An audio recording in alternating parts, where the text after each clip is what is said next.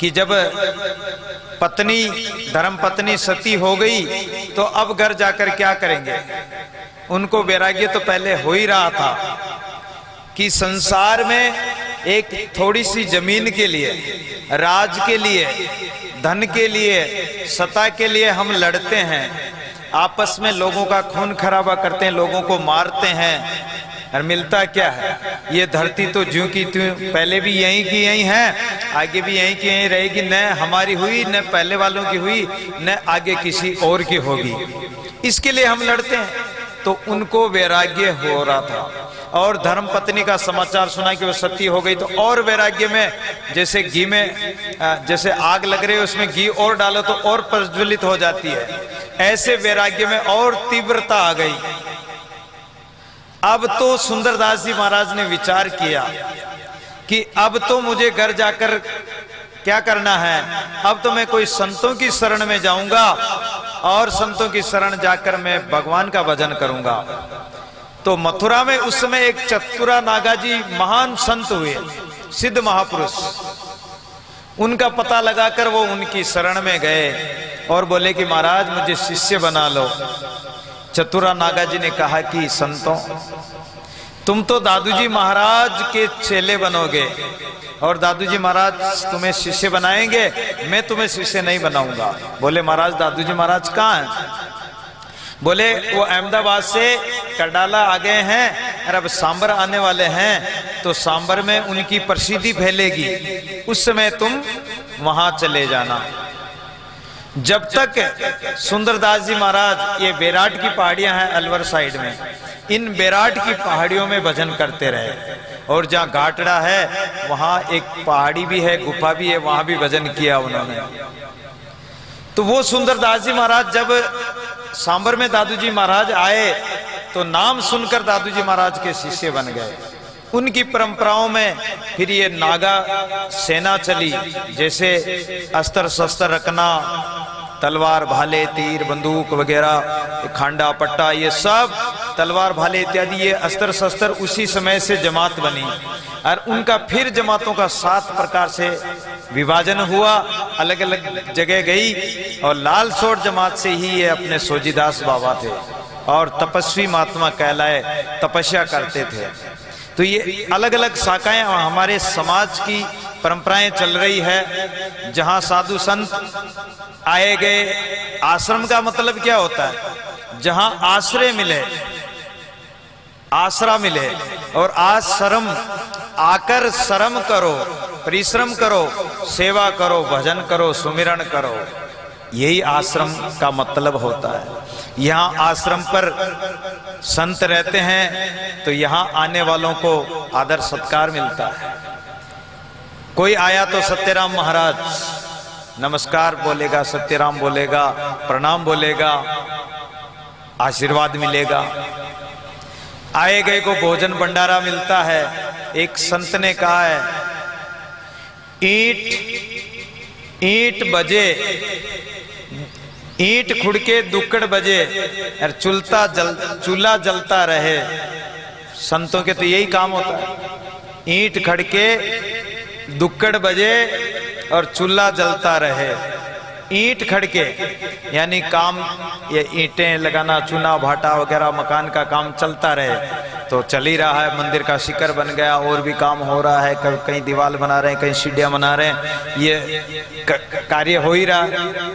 दुक्कड़ बजे, दुक्कड़ कहते हैं तबला बजना, ढोलक है या तबला बजना, यानी सत्संग होता रहे, संकीर्तन भजन सत्संग होता रहे, कीर्तन होता रहे और चूल्हा जलता रहे, यानी भोजन भंडारा होता रहे, चलता रहे। रोक न राके झूठ न भागे, दादू खर्चे खाए, नदी पुर परवा जो माया आवे जाए। रोक कर नहीं रखना माया को, माया को परमार्थ में लगाते रहना। जो माया आती है, जैसे नदी में पानी आता है तो नदी में पानी ठहरता नहीं, वो बहता जाता है। नदी में पुल, नदी के ऊपर पुल होता है, उस पुल के ऊपर इधर का यात्री इधर चला गया और उधर का यात्री इधर चला गया, यात्री पुल के ऊपर नहीं ठहरता है। ऐसे ही माया को रोककर नहीं रखना है, परमार्थ में धर्म कर्म में लगाना है। और ये आश्रम परमार्थ का केंद्र है, धर्म का केंद्र है। ये संत महापुरुष परमार्थी होते हैं और परमार्थ करते रहते हैं और अपने धर्म को निभाते हुए। संत का मतलब होता है कि सबको सहन करना और अपने कर्मों का, अपने पापों का अंत करके विषय वासना को छोड़ के और भगवान का भजन करना। भगवान का भजन ऐसा करे धर्म पूर्वक, नीति पूर्वक, कि किसी को कष्ट न हो, तन मन वचन से किसी को दुख न हो, किसी को किसी प्रकार का वाणी से अपमान मत करो, किसी का निरादर मत करो, किसी को ऐसे कड़वे शब्द मत बोलो जिससे कि वो लोग तुमसे रुष्ट हो जाए या उनकी आत्मा को कष्ट हो। तो ऐसे संत महापुरुषों की महिमा है। कामहीन क्रोध जाके, लोभहीन मोह ताके, मदहीन मच्छर न को न विकारो है। पापहीन पुण्य जाने, हर सीने शोक आने, देही ते न्यारो है। निंदा न प्रशंसा करे, रागहीन द्वेष धरे, लेनहीन देन जाके कछु न पसारो है। सुंदर कहत ताकि अगम अगाध गति, ऐसो को साधु सो तो राम जी को प्यारो है। ऐसा संत महापुरुष कोई राम जी का प्यारा ही होगा जिसके जीवन में काम क्रोध विषय वासना का परित्याग होकर वो केवल एक परमात्मा का भजन करता है, आए गए को आदर सत्कार देता है, सबके साथ समता का व्यवहार करता है और पाप पुण्य में, हर शोक में, हानि लाभ में सम रहता है। ऐसी उसकी भावना होती, वही संत कहलाने योग्य। और ऐसे संत अपने प्रभु का भजन करते हैं, परमात्मा का नाम लेते हैं, परमात्मा के भजन ध्यान में लीन रहते हैं। आइए संत महापुरुषों के, गुरुजनों के महिमा में सुंदर सा एक भजन। बोले सच्चे दरबार की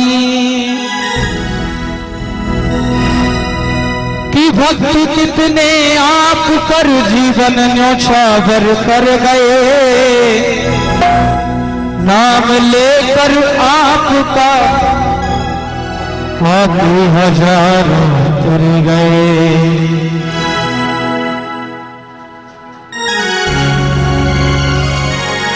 भक्त का भाव है, भगवान से भाव में कहता है भक्त,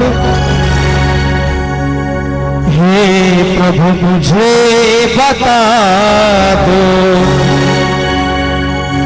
चरणों में कैसे आऊं, माया के बंधनों से,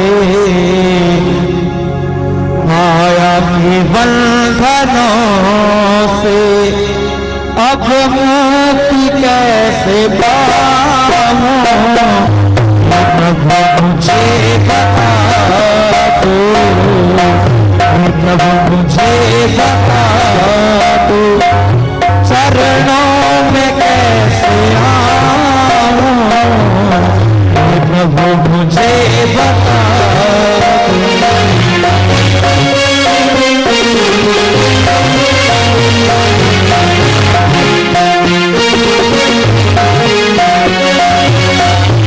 प्रभु मुझे बता दो, चरणों में कैसे आऊं।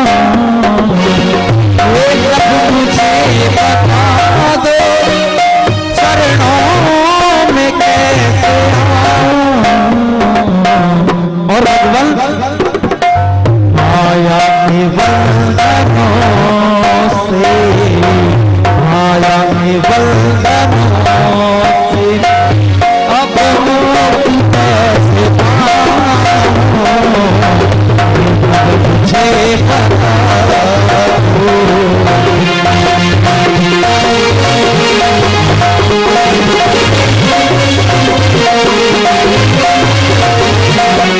ये प्रभु मुझे बता दो, चरणों में कैसे आऊं।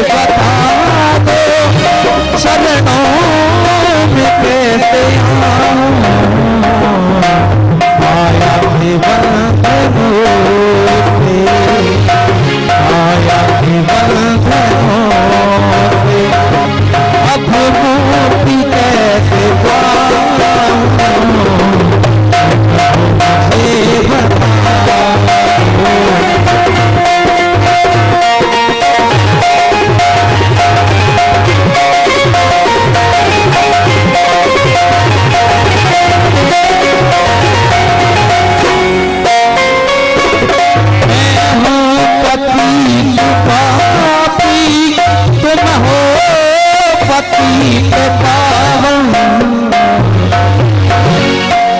मेरे राम मेरे राम। मैं हूँ पतित पापी तुम हो पतित पावन। अब गुण भरा है मुझ में, अब गुण भरा है मुझ में। कैसे तुझे दिखाऊं मुझे बता दो।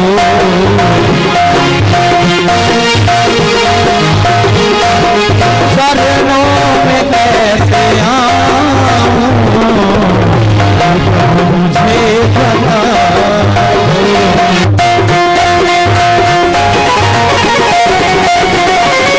हे प्रभु मुझे बता दो चरणों में कैसे आऊं। आया भी बंधनों से, आया भी बंधनों से, अब मुक्ति कैसे पाऊं मुझे बता दो। मुझे बता दो हे प्रभु मुझे बता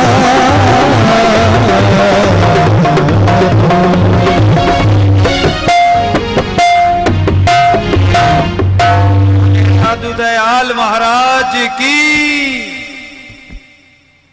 हे प्रभु मुझे बता दो।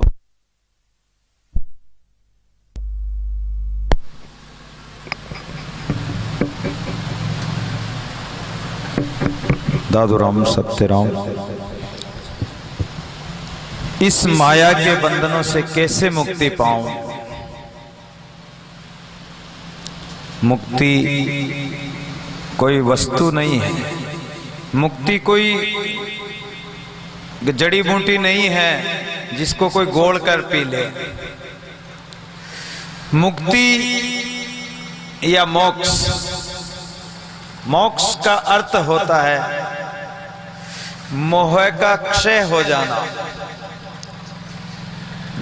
जिसका हम मोह करते हैं कि ये धन मेरा है, ये परिवार मेरा है, स्त्री मेरी है, ये मेरा पति है, ये मेरा पुत्र है, ये संपत्ति मेरी है, ये गाय भैंस जमीन जायदाद मकान घोड़े गाड़ी, ये शरीर मेरा है, ये मेरे का जो अहंकार है, ये ममता है, ये मोह कहलाता है।